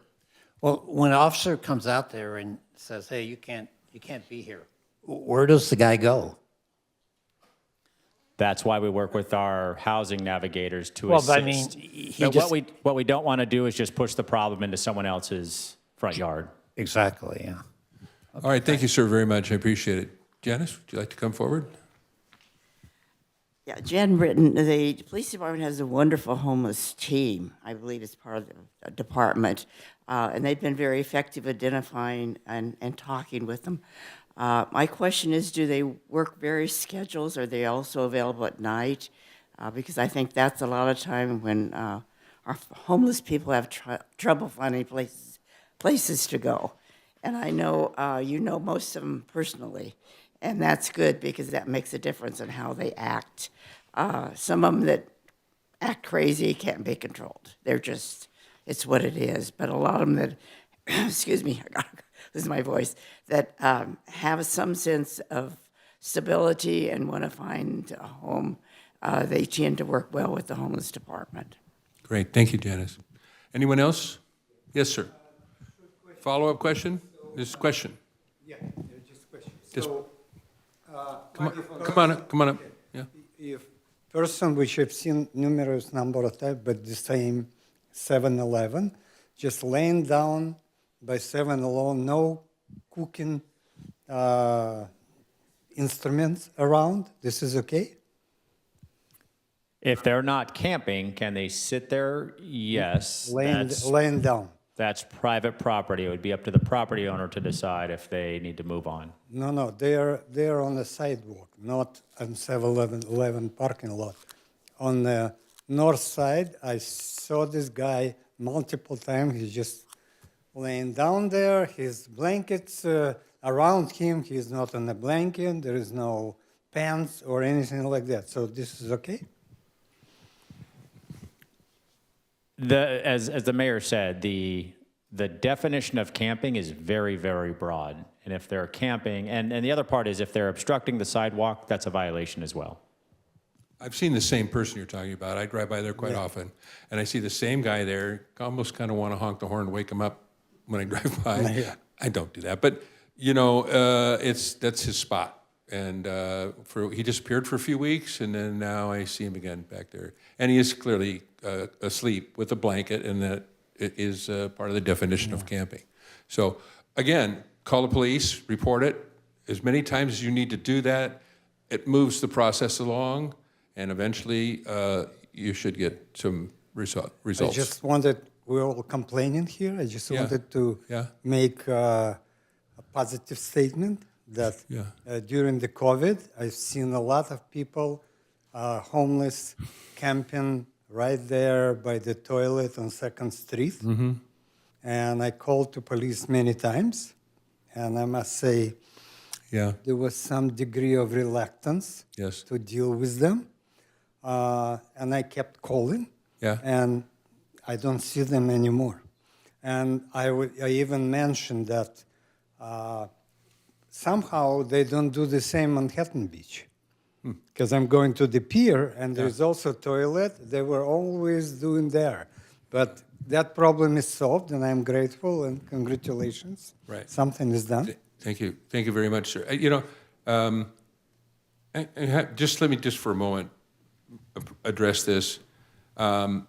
Homelessness is a problem that's way bigger than Hermosa Beach. This is nationwide. It's every city, every state, everywhere has this problem to varying different degrees. And we can't arrest our way out of it. I think in Hermosa Beach, I think we take a kinder point of view to the problem, and we want to help these people. We go to great lengths to have, at one point, HB Cares, and then we have another group, and Janice Bertain and her people are working with them. They know them by name. We're trying very hard to help these folks. A lot of them don't want any help. They're mentally ill, they're mentally ill, or they have an addiction of some sort. And so, but it's a problem that's huge, and it's nationwide. We can't solve the problem, because as often, and if we could magically get every homeless person in Hermosa Beach and find them a place to live and make them happy and move them away, there'd be 10 or 20 or 30 more come the next day. This is a huge problem that we can't solve. We can only deal with it as best we can. And so we try to take a kind point of view to it, but at some point we have to move on and do something else to solve the problem. So that's where we are with that. I appreciate your concern. I know you have a problem at that address. A lot of people do. So I hope that we've helped you tonight. I hope we help a lot of people. Is there any more questions on homeless? Yeah, please. Gerard. Hi, my name is Gerard Ravel, and I've been involved with a lot of the homeless people. I had a client that she rented her house out, and then she ended up sleeping in the backyard. And so I ended up calling the police department, and there's a couple of numbers inside of the police department that go out and meet these people and see if they're mentally ill or see if they can help them. Mm-hmm. So I know Hermosa has one.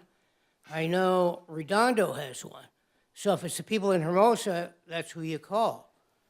I don't know if anybody knows about that when you call the police department, but you can also call that other department. But if you call the police department and ask them what the number is, they'll give it to you. And they can have people go out. Am I wrong on that? Are you referring to the Beach City's mental health evaluation team? I believe so. So that's the partnership with the Department of Mental Health. So there's two clinicians, and between the two of them, they're in Redondo, Hermosa, Manhattan, and El Segundo. Right. They ride with our officers 1 day a week, and the two clinicians are spread out between the other 3 cities the remaining days of the week. But they're not, as it's been asked, they're a 6 a.m. to 4 p.m. or sometimes 8 a.m. to 6 p.m. They're not a 24/7 operation. Okay, got it. Thank you. All right, thank you, Gerard. Hold on, sir, we have other people. Yes, would you like to speak? I wasn't sure, I had a comment on like another public safety issue, I just wanted to. Another public safety issue? Yeah. Okay, if we're done with homelessness, I'll take one more call. Yes, John. I'm going to choose my words carefully because this is a very difficult, sensitive subject. And I lived in Santa Monica for a year back in 2005, and I watched Malibu shift its homeless problem into Santa Monica. And I watched Venice Beach, actually, before Venice Beach had its own endemic problem, shift its homeless problem into Santa Monica. And one of the problems was differential levels of kindness. And so I'm going to synthesize a conversation I've had many times with people in Hermosa, and it goes something like this. Can you reassure us that because of differential levels of treatment or kindness or philosophy, Hermosa Beach doesn't become the easiest place in the South Bay for people to live on the streets? Not because we don't care or somebody else doesn't care. You know, our neighbors in Manhattan Beach don't care. But what I saw back in 2005 happened very quickly. The shift happened very quickly, and a city developed a very big problem that probably should have been shared between 3 or 4 neighboring cities. And I hope you understand what I'm trying to say here. Mm-hmm. I think I do. Thank you. Perhaps, and Chief, maybe you can address this quickly. We do keep statistics clearly on how many homeless we have, and the ebb and flow of it goes up, it goes down. I know Manhattan Beach has a level called zero, homeless zero, but it's not really zero at all. It's that the number doesn't change. 10 move out, 10 move in, but they stay at 0. Do we have those statistics like that so that if we see a trend like Mr. Burry is mentioning here, we see that last month we only had 22 homeless people, today we have 50. There's something happening here, and that may cause a greater action than where we are now. Before the chief jumps in, I'm just going to say, yes, we keep statistics. We have dedicated staff to this. We are working every day in every way to get these people into services and housing and off the streets. There is nothing about the compassion here or the care approach that we take that encourages staying on the streets. It's about getting them into services and into housing and off the streets. That is our effort here. By the library? I don't want to get into specific cases, but she has housing right now available to her that it has to go through an inspection. The county messed up her paperwork. I know this for a fact. We've been working with her for months now, and she hopefully is just days away from getting in there.